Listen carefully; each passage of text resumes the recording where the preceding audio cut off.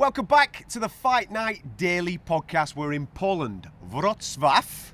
See, I'm getting good at that now, aren't I? Wrocław, you were good then, yeah. It takes 48 hours. Absolutely. For the Unified Heavyweight Championship of the World, Alexander Usyk taking on Daniel Dubois this Saturday night, live, exclusive and free on talkSPORT. Make sure you come and join us at 9 p.m. UK time. I'm Adam Cattrall. Pleasure to be with you. Always a pleasure to be with Gareth Davies and Spencer Oliver. Today has been weigh-in day, boys. The big boys have hit the scales. Obviously, we'll talk about all different aspects of this today. But first and foremost, what do you make of the weights of both Alexander Usyk and Daniel Dubois? Well, heavyweights can be whatever they want to be, but I think Daniel Dubois is lighter than normal. Obviously looking for explosion, speed, and lightness on his feet. I just think that he's probably worked really, really hard for this camp. He could have come in heavy, very heavy, which might have been more explosive power. Do you class it as an error? Because if you remember when we had Joyce Zhang, do you remember that fight? And Joyce came in light and we were all saying the exact same things and it went the wrong way. Has he made an error, do you think? Well, hindsight will tell us. Right, I don't know at the moment. It's an interesting point. I think they may have taken a bit from the Anthony Joshua fight, actually, with Alexander Usyk, where Joshua was expected to use his size, his power, and just to out-bully, really, Alexander Usyk. And I think what they've done is they've learned from that, because Usyk's key, main weapon is his speed of foot, speed of hand. You know, he doesn't box like normal heavyweights. He boxes a lot like that. He still boxes like a cruiserweight, even though he's developed into a full-grown heavyweight. So Dubois coming down in weight actually is like a suggestion that he's going to try and match him for the speed, which he needs to do, because that could be the key factor in winning and losing in this fight. And Usyk looks nice and thick. He does, and yet he doesn't put on that much weight. You know, he's under 16 stone, 15'11", I think he is. Same weight as when he boxed Joshua, wasn't it? Dubois just under a stone heavier than him. I don't think it's going to matter that much, but as I think Spencer just said, Adam, there, I think they are banking on speed. He's going to have to start fast. We've said it all week. We've said it since the fight was announced. He's got to start fast and not allow Usyk that kind of cat-like momentum where he can create angles to pop him with punches he won't see coming. Usyk can't be allowed to get into a rhythm, and that is the thing. And I think what they're talking about with Dubois, I'm speaking to him and his camp, you know, I think what the game plan is they're going to be aggressive, but it has to be educated in what they do, because otherwise he'll get totally outboxed. He's got to be educated, but he has to have that extra little bit of speed, and I think that's why he's coming in slightly lighter, because he knows that speed is a key weapon here for both sides. You know, Daniel Dubois' size and power, yes, he wins. He wins that, but speed is a key factor. One of the fascinating things about always being here live at an event, obviously we're on talkSPORT Terrace here, just a kind of 5-minute walk away. It is talkSPORT Terrace. I like it. The Ferraris were parked over there in Wyszynski Square earlier. What was fascinating? That's not an exaggeration, by the way. There are Ferraris. No, there were Ferraris. But I wonder if it was Nassim Hamed's Ferrari for a moment, because I think he likes a fast car, doesn't he? When you're here and you get to speak to people behind the scenes, you get little snippets. A fascinating thing emerged today with some of his back team. Mentally, he believes that he can withstand the punches from Usyk, that he doesn't believe Usyk's a big puncher, and he might well try and walk through Usyk's punches in this fight. And that's what they've instilled in his mind. That Dubois and his team don't believe Usyk can knock him out. And I think that's going to be fascinating, and it might make for some extraordinary exchanges early in the fight. I totally agree. What do you make of the James Ali Bashir scenario now? Obviously a former trainer of Alexander Usyk, now in the Daniel Dubois camp. This is where we hit the psychological part of it here. So that, you know, I know what it's like. You're in fight week, all of a sudden, boom, you see, that's my old trainer. All of a sudden, he knows stuff about me. He knows strengths. He knows weaknesses. He knows game plans. He knows, and that sort of stuff. And that's a very smart move, that. And I knew about this, actually. So I knew that he was in the camp with Don Charles and that a few weeks ago. And he's been out in Spain, you know, altitude training, and James has been out there as well. So listen, it's not a bad thing, it's a good thing, it certainly is, and that's now the psychological, the mind games now begin. As we're getting closer, reality kicks in, and that's a big part of it, you know, and I think that Usyk was very surprised by that, by the way. The headline, of course, is spies in the camp. Yeah. So we knew about this. I mean, I knew about it as well a little while ago. We were asked to keep it under wraps because we were given the privilege of knowing it through Don Charles. They believe it's the secret weapon because they say Bashir knows all the weaknesses of Usyk, but nothing will... Bashir can't be there in the ring with No. him. That's the key, isn't Listen, it? when the bell goes, you're there, you're on your own. You're on But your own, no, yeah. they You've gotta would think have for worked yourself. on a game plan. They know that both sides. Usyk's great at working fighters out. That is his main strength. He's got that adaptability. Adaptability 9 times out of 10 wins, because if something's not working, Usyk can sit in the pocket. He can go down in the trenches, but he's also a beautiful boxer. You know, he can mix it up. And what he's going to try and do is he's going to try and make Daniel Dubois work from the off. He's going to be there and he's going to just sort of be just out of range where Dubois has actually got to work just to stay in the fight. And that's what his game plan is going to be. But I think from Dubois' point of view, he's going to take the fight to him and he's going to try and close that space, sit in the pocket and have a fight. Can I ask both of you, if we were to think about, I'll come back to you both after it, if we were to think about weaknesses that they may have been working on that Usyk has, what are they? Olympic gold medalist, undefeated as a cruiserweight, undefeated as a heavyweight. No one's really had him in major problems. I know what the weaknesses are, and this is an interesting one. This is where James fits in. What did we see at the open workouts? Where was he working at the open workouts? When Alexander Usyk's been on the floor, go back YouTube, watch some of the fights he's been in Olympics. In the amateurs. Or hurt as a pro, in the amateurs. Every time it's been a body shot. He's uncomfortable with the body shots. That's what James has brought into the camp. That's what they've been working on. Listen, the body don't move. When the head moves, you're hitting low. And he's been doing that with Don Charles. Shot He's down the punching the chest, yeah. working the body. That slows a fighter up. Those feet, when he's up on his toes, moving around, you get a couple of those body shots, then feet start feeling like you're sinking in treacle. That's what the game plan is going to be. Dubois is going to work the body and try and slow him down to his pace. That's the right thing to do, though. That's absolutely the right thing to do, isn't Yeah. it?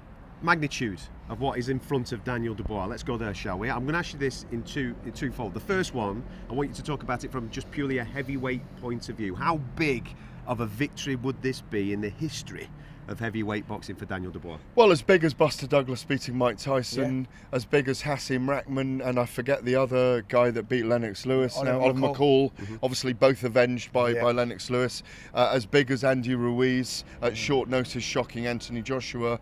It's one of those. It's right up there. Yeah, he's a huge... Usyk's a 9-1 on favourite. It's moved to 10-1 on favourite now as well. I think, and yet, because of the power he's got in both hands, in spite of his inexperience, in spite of what we've seen against Joyce and Kevin Lerena, fights where he didn't look amazing, where he took a knee in one, where he was ahead in the fight against Joyce, where he was hurt early against Kevin Lerena, a small cruiserweight, not a big cruiserweight. I still feel that if he really bites down his gum shield and takes his opportunities early, even if he has to go out on his shield, this could be a thrilling fight early on. We can't write him off completely. Absolutely, you can't, not in heavyweight boxing. You know, upsets. The heavyweight division is steeped in boxing upsets. You know, we've got it all the time. The names that you've just mentioned and many, many more. It's all about opportunity. Daniel Dubois has got the opportunity. It's now how he chooses to take that opportunity. What I've seen from Daniel Dubois this week, and we had an argument about it. That much more, yeah, but that much more is enough. What I'm saying is, we saw it at the weigh-in today, and he grabbed the microphone. He said his little prayer or whatever he was doing. Yeah, and then he threw the microphone away. It was. I like the attitude of that. No, I did. That was a different Dubois. That's what I'm saying. That was a different Listen, Dubois. You're talking about. You're looking at body language, psychological. Now, reality is, as a fighter, you do them scales. You get off them scales, and you think, it's now time. This is it. Reality kicks in, and that is a massive thing because it all becomes here then. He's dealt with that really well, by the way, because he's got off that scale. They've done the face-to-face. He's gone there, and I go, I like what I'm seeing there. Yeah. The body language is telling me a lot that he's saying, I'm going to go in there and roll the dice. I'm going to do it. I'm going to take the fight to him. If he does that... What I'm going to say is there's all well and good us saying this and having this thought process, and he will be going to bed tonight and he'll be thinking about it, okay? 45,000 mad, screaming fans in a stadium. The king is home. For Usyk. Absolutely. For him, that's fantastic, isn't it? I spoke to but from a Dubois Martin point of view, that's tough. Absolutely. I spoke to Martin Bowers, and Martin said the same thing to me today. Listen, we know what it is. We know what we're going into. Daniel does. But let's see. I don't know how he's going to handle 45,000 Ukrainian Independence Day, a couple of days ago. Week. You don't know. No one's going to know that. Daniel Dubois is in the proverbial lion's den. Daniel in the lion's den, of course, and it will be. What I liked about him this week when I spoke to him, I said, "What do you?" Because he's not a guy who outwardly shows any animosity, is he? Sure, no. So we have to accept There's that no about him. emotion. Usyk doesn't very much either, but he does have a steely stare about him. Daniel said, I said to him, "What are you seeing when you're there up close with Usyk at the moment?" He said, "Just a target who I'm going to hit through. That's what I'm thinking about with him." That's the right and I like that. Yeah. It's very direct. Yeah. And I bow to your views now from yesterday. I'm going to climb down. There's a little bit more there now, is there? There's a little bit more there. There's a little bit more. Yeah, well, we're getting here now, you know. Well, we've just mentioned the magnitude of the heavyweight landscape of where this would rank if he manages to pull this off. Where would it rank amongst British boxing victories? As up there with Lloyd Honeyghan? You going Honeyghan, Lloyd Curry? Donald, yes. Really? I mean, Tyson Fury was written off against Vladimir Klitschko in Absolutely. Dusseldorf in Absolutely. 2015. Obviously, we know what he's done in the 8 years since. He was seen as a massive underdog. Klitschko had been champion for 9.5 years. There's loads of major upsets. Kell Brook wasn't expected to beat Sean Porter, was he? No. When he went to America in the Lions Den away from home. You know, there are loads of examples of it, but I think Donald Curry, beaten by the ragamuffin Lloyd Honeyghan, bless his soul, is probably comparable because no one expected him to go to Atlantic City and do it. When you look at the levels between these two guys of what they've achieved, they've both randomly had the exact same amount of professional fights. Sure. Yeah. Right? But you've got one guy who's undefeated, as you rightfully said a moment or two ago, through 20 fights. You've got one guy who suffered that one defeat to Joyce. Undisputed cruiserweight champion, done it on the road, beating the best in their own back garden. Yeah. Unified heavyweight champion, gold medalist at the Olympics. You look at what Daniel Dubois has done so far as a pro, British Commonwealth champion, great, fantastic, but that's it. There isn't that win there that you can grab onto and say he's ready. Do you know where we are with Alexander Usyk? And what is he, 36 years of age or so? 37, yeah. 37 years of age, he's undisputed cruiserweight, unified heavyweight The gap champion. between these two but guys do is you- massive. Do you know what is So is quite the unique age. about it? Yeah. No, do you know Yeah, what's quite give me unique that. about this? We still don't know how good he is because we'll only know that when he boxes, say, Tyson Fury. What I'm saying is because everyone that he steps up against, no one give him a chance against Anthony Joshua. Joshua's going to be too big, too explosive. He'll outman him. That's what we thought he was going to be. And the manner that he actually beat Joshua, you go, wow, he sort of cruised through that. And then he done it again. But the second time you're thinking, did he get lucky? And he goes in against Tyson Fury and you see it, you watch him against Tyson Fury. If he pulls off a victory against Fury, this guy goes down as an all-time Absolutely great. right. You talk about levels. You've got to say Dubois' best performances against Nathan Gorman. Yes. That in his career. Look at Usyk's best performances. He, as you say, he climbed through the cruiserweight division away from home like a road warrior. Yeah. He's beaten Anthony Joshua twice in two difficult fights. Let's be honest. Let's not diminish what Anthony Joshua is. Joshua's a He two-time handled unified him world champion. exactly, And he beat him. And he beat him handily. He's got so many skills. Yep. He displays them. He's got icy calmness. I think he'll soak up the crowd He'll here, and love it'll it. make him even better. Yeah, I totally agree It's with a that. massive, massive Everest ahead of Yep. Daniel Dubois It's an tomorrow emotional- night. Let's be honest. It's an emotional weekend for the Ukrainians and for Alexander Usyk. And though, as British fight supporters, we wish Daniel well, and it's amazing if he wins, as many British fans will be supporting Usyk because absolutely. he is loved in Britain. Boxing fans are supporting boxing this weekend, Yeah. and Absolutely. Alexander Usyk has absolutely found a place in a lot of people's hearts that are obviously consuming the stuff that we're doing here on talkSPORT. One thing that I do know is that there is absolutely nothing in the world of sport like the heavyweight championship of the world, and we're very lucky once again to be on deck to bring you a little bit closer to what is going to happen tomorrow night. Looking forward to it. Yeah, I am as well. I just hope that there is something deep and special in Daniel Dubois, and then we don't get a disappointment absolutely. tomorrow night. Absolutely. I mean, because if he really does put himself on the line, I think we're in for thrills and spills great in the fight. first 5-6 rounds. Because when Usyk dominates other fighters, you kind of go and you enjoy his majesty, but we want something special. As you say, this is 3 world chaos. heavyweight belts on the line. You want pandemonium. You want chaos, I don't you? want chaos, mate. Chaos creates some opportunity. There you go. And listen, that's what he's got to do. He's got to go in there. He's got to roll the dice, and he's got to give it a go. He's got to be prepared to get knocked out to knock him out, and that's what Correct. it is. Get iced or Be iced. Be iced. There you go. I like that. That's nice, mate. What a wonderful finish to the show. Listen, thank you very much for tuning in to us throughout the whole course of this week.